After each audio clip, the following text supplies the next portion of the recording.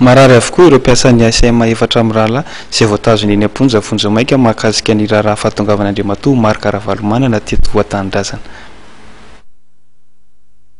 Marary avokoa amin'izao fotoana izao ny mpiasan'ny ACM efatra amin'ny rahalahy voaroroa tamin'ny firaisana tsokombakomba amin'ny fahatongavan'Andriamatoa Marc Ravalomanana ary tazomina Amponja Vonjy Maika ny Tsiranana araka ny nambaran'ny mpisolo vava azy ireo Maître Noro Rabemananjara. Ny mpiasan'ny ACM izay nanao fitokonana sy hihinan-kanina nanomboka ny 5 Novambra lasa teo ary nahatsahatra izany noho ny aretina nahazo azy ireo. Mbola voatanany Tsiranana, mbola MDN Tsiranana zareo amin'izao fotoana izao ary zareo dia nanao grève de la faim. Dia nanao grève de la faim moa ireo hatramin'izao tsisy mijery, tsisy maninona mihitsy, tsisy mpiay. Dia marary be ny zareo amin'izao fotoana izao na fianakaviana tsy afaka makany intsony satria hitanareo fa olona gardien sasany mbola olona mahantra dia tsy afaka hoe mandeha any ny fianakaviana fa tena mbola anaty fahatrana be any alavitra be tsy afaka makany mihitsy zareo fa menimenina be zareo taty amiko hoe marary ny zanany amin'izao fotoana izao.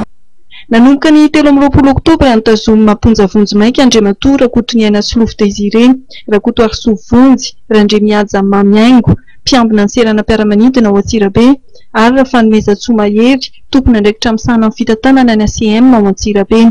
Fitazonana izay nambaran'ny mpisolo vava Maître Noro Rabemananjara fa tsy misy fototra ary tsy mitombina noho ny tsy fisian'ny heloka fanenjehana. Manamafy ny famoahana tsy misy fepetra ny mpiasan'ny ACM ity mpisolo vava ity. Ankoatra azy efatra amin'ny rahalahy ireo, mampatsiahy ihany koa i Maître Noro Rabemananjara fa mbola misy 12 ireo gadra politika noho ny raharaha 9 no mbola tavelany Amponja. Anisan'izany ny Jeneraly Rawel, ny Colonel Radremiotra ary ny Colonel Jadofara.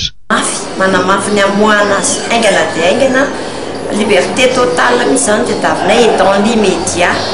Izay izany tadiavinay hoe tonga dia mba ahafahana aingana zareo fa dia mampalahelo e. Mampalahelo. Politika zany zao mbola misy 12 hatramin'izao mbola tsisy mivoaka mihitsy hatramin'izao. Izay ny nahatonga anahy miteny hoe mitovy indray zao ny gadra politika e. Zay ary zay koa nahatonga anahy miteny hoe misy deuxième transition amin'izao fotoana izao ity fa dia mahagaga fa dia lasa misy indray ny figadrana verina indray ny taloha zany zay. Tena tokony jerena mihitsy amin'izao hoe fampihavanam-pirenena izao. Tena angatana mihitsy mba jerena akaiky ireo olona ireo fa dia mahantra, mampalahelo. Nambaran'ny Maître Noro Rabemananjara fa tokony jerena ary andraisana fepetra amin'ny famoahana ny gadra politika ao anatin'ny dinika ho an'ny fampihavanam-pirenena.